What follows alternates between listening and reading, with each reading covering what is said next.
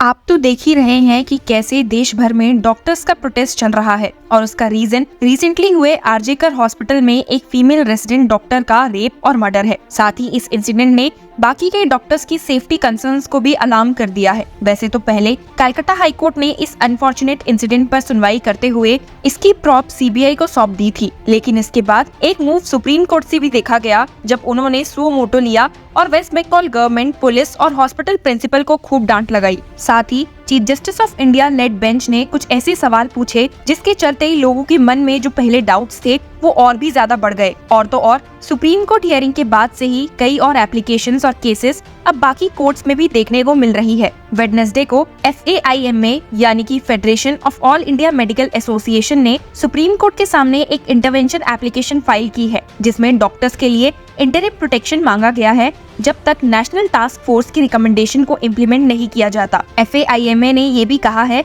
कि resident doctor के representative को NTF में शामिल किया जाना चाहिए। आपको याद होगा कि सुप्रीम कोर्ट ने 20 अगस्त को सुओ मोटो केस में ऑर्डर पास किया था। Chief justice of India DY Chandrachud, justice JB Pardiwala और मनोज मिश्रा की बेंच ने मेडिकल प्रोफेशनल्स के लिए सेफ्टी के सिस्टमैटिक इश्यूज को एड्रेस करने के लिए NTF बनाया है। FAIMA की इस एप्लीकेशन के अनुसार डॉक्टर्स बार बार वायलेंस और अपनी सेफ्टी और सिक्योरिटी के खतरों का सामना कर रहे हैं। डॉक्टर्स अपनी जान जोखिम में डालते हैं जब वो डिसीज पेशेंट के परिवार से मिलते हैं। जो कुछ कंसर्न्स FAIMA ने रेज किए हैं उनमें से पहला है हेल्थ केयर वर्कर्स, जो सोसाइटी का एक इम्पोर्टेंट सेगमेंट है, अनहेल्दी वर्क कंडीशंस और सेफ्टी इश्यूज का सामना कर रहे हैं। ये उनके फंडामेंटल राइट टू वर्क का हिस्सा है और सेफ वर्किंग एनवायरनमेंट की कमी इनके फंडामेंटल राइट्स का वायलेशन है। दूसरा इशू इंस्टीट्यूशनल सेफ्टी की कमी है। कई डॉक्टर्स, खासकर वुमेन डॉक्टर्स, अपनी रेसिडेंसी के दौरान भी अपने आप को अनसेफ महसूस करती हैं। तीसरा कंसर्न है हेल्थ केयर वर्कर्स अपने प्रोफेशन के नेचर के कारण वर्क प्लेस पर सर्टेन डिग्री ऑफ प्रोटेक्शन और सेफ्टी मैकेनिज्म्स के हकदार हैं। पेशेंट के जीने या मरने का फैसला उनके हाथ में नहीं होता, लेकिन उन्हें रेगुलर बेसिस पर ट्रॉमेटिक सिचुएशंस का सामना करना पड़ता है,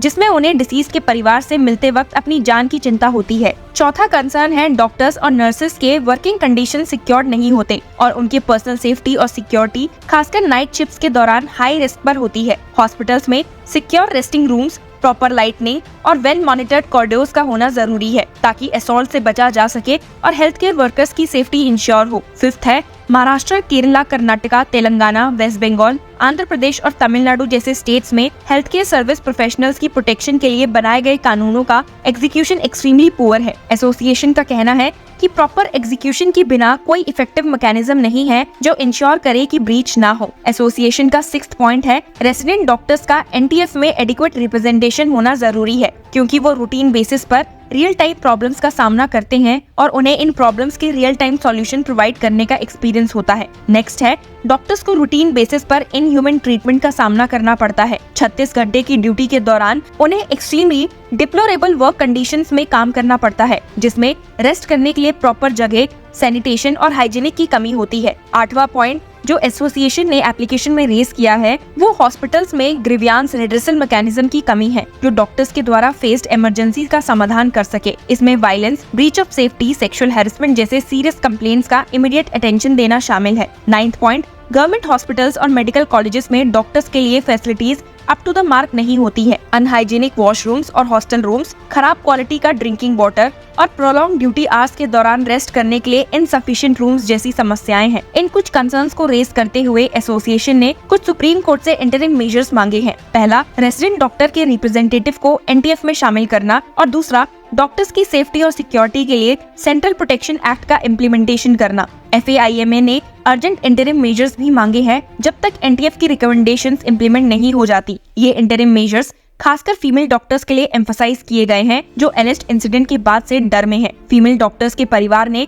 उन्हें नाइट ड्यूटीज अटेंड करने से मना कर दिया है। इसीलिए कोर्ट से जो इंटरिम मेजर्स मांगे गए हैं वो है पहला, हॉस्पिटल और हॉस्टल एंट्रेंस और एग्जिट गेट्स और कॉरिडोर्स एरियाज का CCTV मॉनिटरिंग। दूसरा, sexual harassment of women at work place prevention, prohibition and redressal act 2013 के प्रोविजंस का ड्यू कंप्लायंस, जिसमें 24/7 इमरजेंसी डिस्ट्रेस कॉल फैसिलिटी शामिल हो। तीसरा है 36 आवर्स या 48 आवर्स ड्यूटी कर रहे डॉक्टर्स के लिए bed to doctor ratio equal ensure करना। आपको बता दूं कि सुप्रीम कोर्ट ने ट्यूसडे को ट्रेनी डॉक्टर जिसका एलिजिडली आरजीकर मेडिकल कॉलेज और हॉस्पिटल में रेप और मर्डर हुआ था, उसका नाम, फोटोज और वीडियोस को सोशल मीडिया प्लेटफॉर्म से रिमूव करने के ऑर्डर दिए हैं। Chief justice of India DY Chandrachud ने कहा, this court is constrained to issue an injunctive order since the social and electronic media have proceeded to publish the identity of the deceased and photographs of the dead body after the recovery of the body। CJI Chandrachud ने सारे social और electronic media platforms को directive की compliance करने का order pass किया था। Bench ने ये भी एम्फसाइज किया कि निपुण सक्सेना केस के सुप्रीम कोर्ट ऑर्डर के अनुसार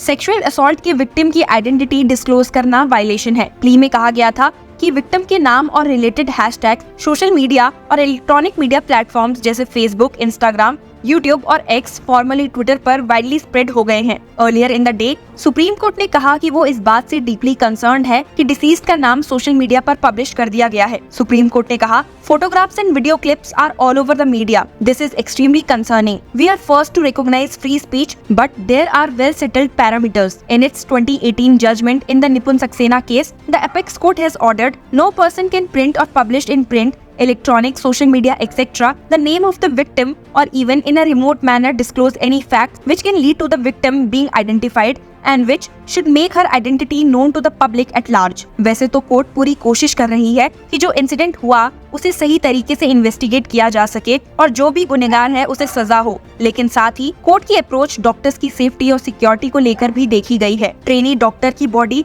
9 अगस्त को मिली थी। कोलकाता पुलिस ने अगले दिन एक सिविक वॉलंटियर संजय रॉय को एलिजिडली रेप मर्डर केस में इन्वॉल्व होने के लिए अरेस्ट किया। अब CBI उनसे क्वेश्चनिंग कर रही है और उनका पॉलीग्राफ टेस्ट भी हो सकता है। एक और अपडेट जो मिली है वो ये है कि a former deputy superintendent of R G Kar medical college and hospital has moved the Calcutta high court seeking an enforcement directorate investigation against its former principal Sandip Ghosh alleging financial irregularities by him during his tenure at the state-run facility. Justice Rajashri Bhardwaj granted permission to Akhtar Ali to file the petition seeking an order directing the ED to probe alleged financial irregularities against Dr. Ghosh. Mr. Ali had earlier claimed that he had complained against Dr. Ghosh in 2023 to the West Bengal government authorities. साथ ही इस मामले में political outreach भी देखा गया है, जहां पर वेस्ट बंगाल कांग्रेस वर्कर्स ने 21 अगस्त को कोलकाता में एक रैली स्टेज की थी to protest the rape murder of a woman doctor, लेकिन senior leaders including former PCC president Abdul Manan and veteran leader Pradeep Bhattacharya along with other party members were stopped at Central Avenue near the police headquarters and detained। इस case के developments के बाद doctor की safety और security के issues को लेकर FAIMA का इंटरवेंशन और भी रेलिवेंट हो गया है। डॉक्टर्स अपनी सेफ्टी के लिए इंटरिम प्रोटेक्शन मांग रहे हैं जब तक NTF की रिकमेंडेशंस इंप्लीमेंट नहीं हो जाती, और इसीलिए सुप्रीम कोर्ट का डिसीजन इस मैटर में बहुत क्रूशियल होगा। अब थर्सडे को सुप्रीम कोर्ट में होने वाली हियरिंग में देखना होगा कि केस से रिलेटेड क्या स्टेटस रिपोर्ट बेंच के सामने आती है और बेंच उस पर कैसे रिएक्ट करती है। So stay tuned with law chakra for the case proceedings.